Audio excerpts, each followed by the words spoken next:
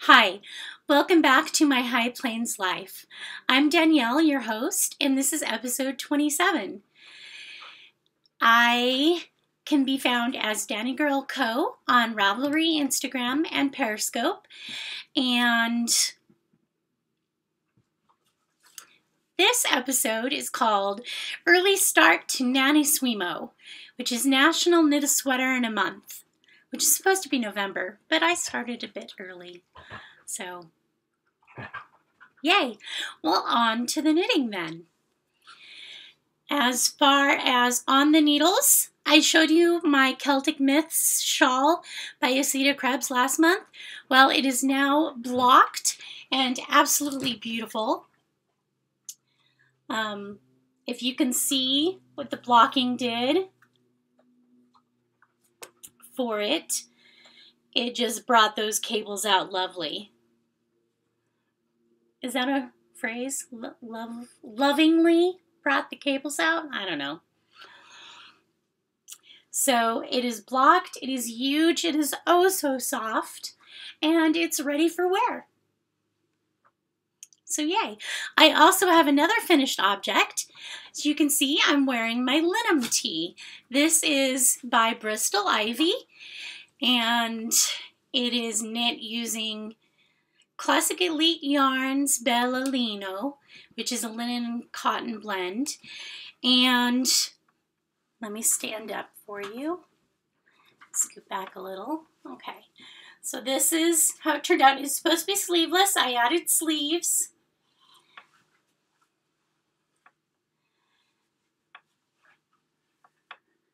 Just so that I wouldn't, so bring my chair up, sorry, flash my armpits when I raise my arm. I just did a knit one, purl one ribbing to go along with the fisherman's rib along the top. I really enjoy it.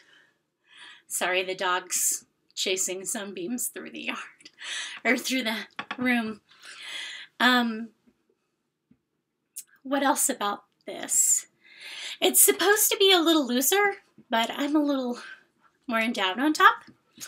So I don't have the positive ease that I was going for, but that's okay because I like the way it fits through the rest of the body. So overall, very happy with this knit. I am learning how to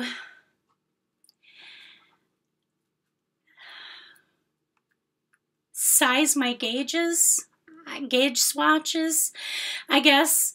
I did knit my swatch in the round, and it's still lied. So I'm kind of learning which way it'll lie to me, if that makes any sense, smaller or larger. And I'm kind of going off of that and not taking my gauge swatches as truth. And it seems to be working. So, who knew? I'm learning better how to be honest about my measurements and knitting the correct size of garment for me. And hopefully that will come through in the next two objects that I'm knitting. And these are some whips in progress. One is my Kiama cardigan.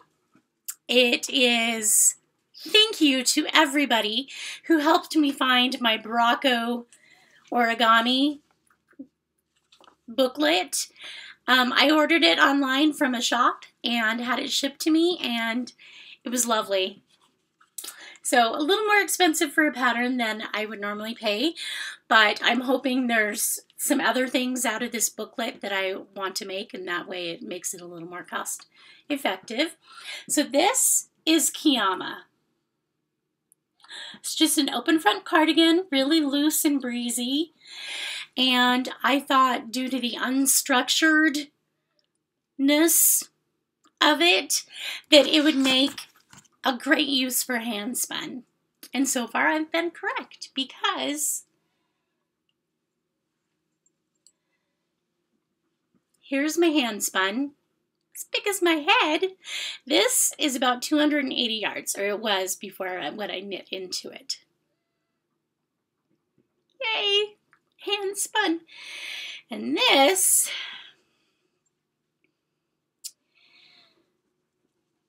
is tight on the needles, so it's hard to show you.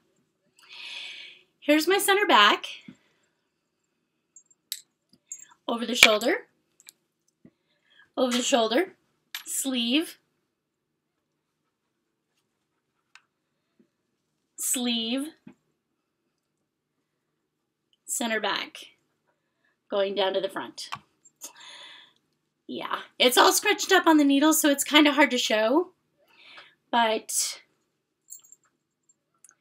I think it's going to be lovely. I think I'll have enough drape in it, and I just hope I don't run out of yarn, because that's my last ball of hand spun. Hope I don't run out of yarn before I'm finished. If I am, I'll have to buy more fiber and just spin more. My dog is jumping over yarn.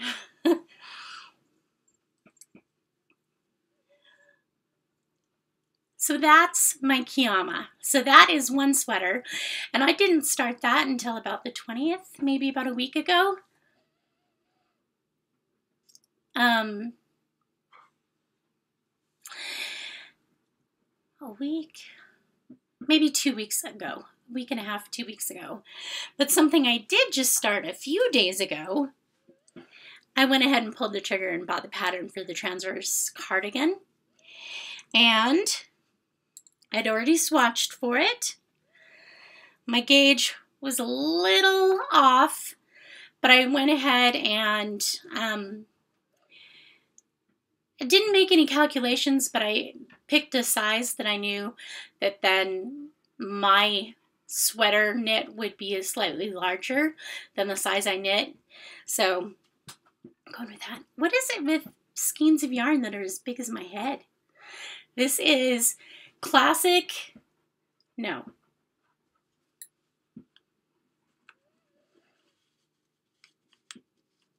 Ha! This is Cascade Yarns in Echo Plus wool. It's kind of toothy. I like it. I think it'll be great for this pattern because it's kind of an over the top of a shirt cardigan with a asymmetric front and 2 buttons. I've picked the buttons for this already. I actually purchased them at our Quilt Guild annual auction. They are made by TG Web, so they're hand-made buttons. And I only needed 2, and there's 3, but I think I will, there, it's the light. It's kind of it. They got a green, blue wave through them, but I think they go lovely.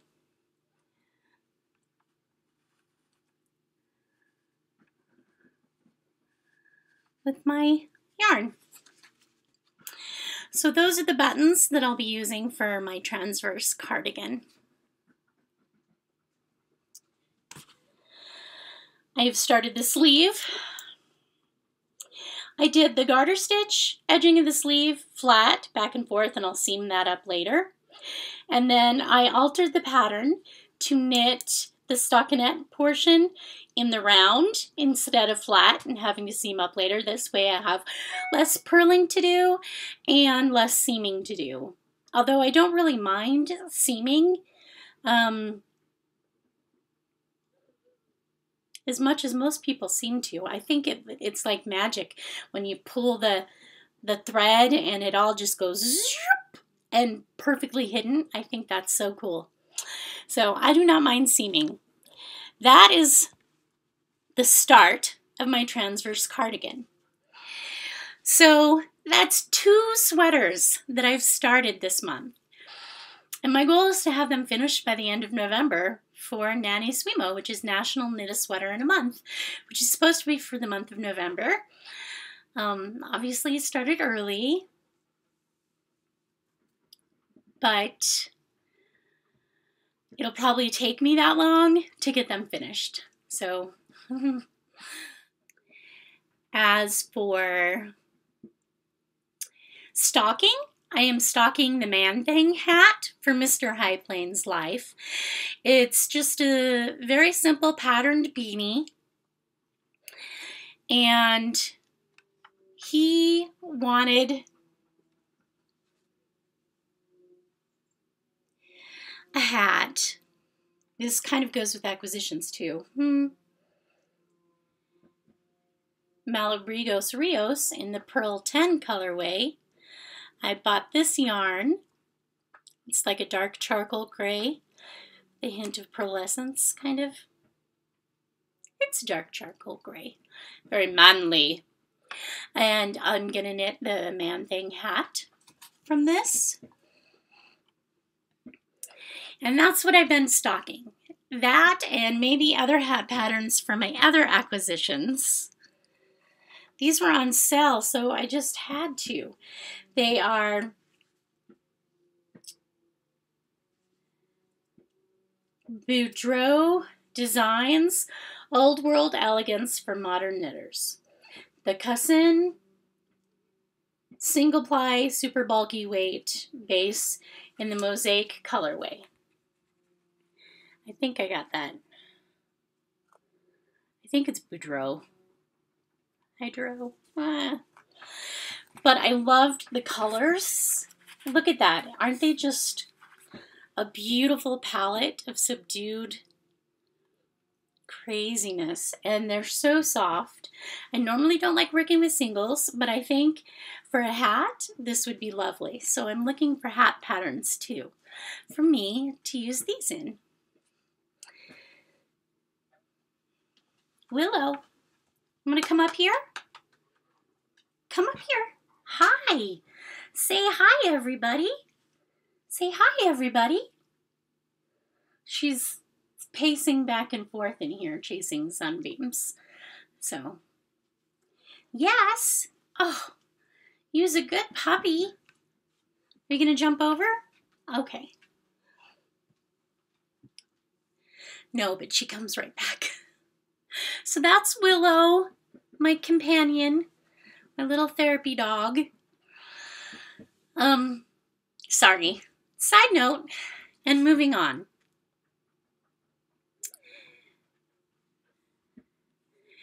I haven't done any spinning, again, still in my slump. As far as under the needle, the mystery block of the month quilt got borders. This is what I used for the border fabric. Just a simple red dot. I think it looked lovely with the rest of the blocks. And it's off to the long armor. So hopefully that returns soon, and then I'll just have to get to binding it. My cousin's wedding quilt, I finished the binding, and I made the handoff with my mother to have it delivered. So it should be on its way to the recipient. So hopefully they like it. In the bee yard, I'm still getting bee removal calls. I have to turn them down because at this time of year, if I extracted the bees and put them into a hive, like hive boxes of my own, like beehives that you see, they wouldn't survive the winter. They wouldn't have time to build up again and fix all their comb and rebuild their population to survive through the winter. So I'm having to tell people either to wait till spring or to just go ahead and exterminate them. I feel bad about that, although I know half the calls aren't for honeybees, they're for wasps. People still don't understand the difference between a yellow jacket and a honeybee. Honeybees aren't really black and yellow. They're more of a brown and black. Like a golden yellow brown color. They tend to be smaller, and yellow jackets are bright yellow and much more aggressive. So when somebody tells me I can see the gray hive, I can see the gray paper hive where they're nesting. No, that's a yellow jacket or a paper wasp. That's not a honeybee. So I'm having to turn people down. Hopefully I'll get lots of calls in the spring for swarms, so I can restart my beekeeping in the spring. Off topic. I've been watching / listening to Stash and Burn. Stash and Burn has been on a hiatus for a couple months, but they're back. I'm very excited. I love listening to them. And I get lots of good ideas from them. We are waiting on getting our new roof installed. We did experience that hailstorm really bad in July, the end of July, and we needed a new roof. So we're further down on the list because we didn't jump on it calling a company right away. So since it's not getting done this week, it'll have to be the middle to late November before it gets done. And I'm just hoping that we don't have any significant weather before then that might be the final straw to cause a leak. It shouldn't. The roof should hold up till then. But you never know. You just keep your fingers crossed and hope. Again, I'd like to thank everybody who responded to me with how to find my Barocco origami pattern booklet. I had like 2 or 3 or 4 people respond to me, and thank you so much for doing the research and giving me the links to where to find it. Totally appreciate it. I'm loving making my kiyama. So thank you to everybody who helped.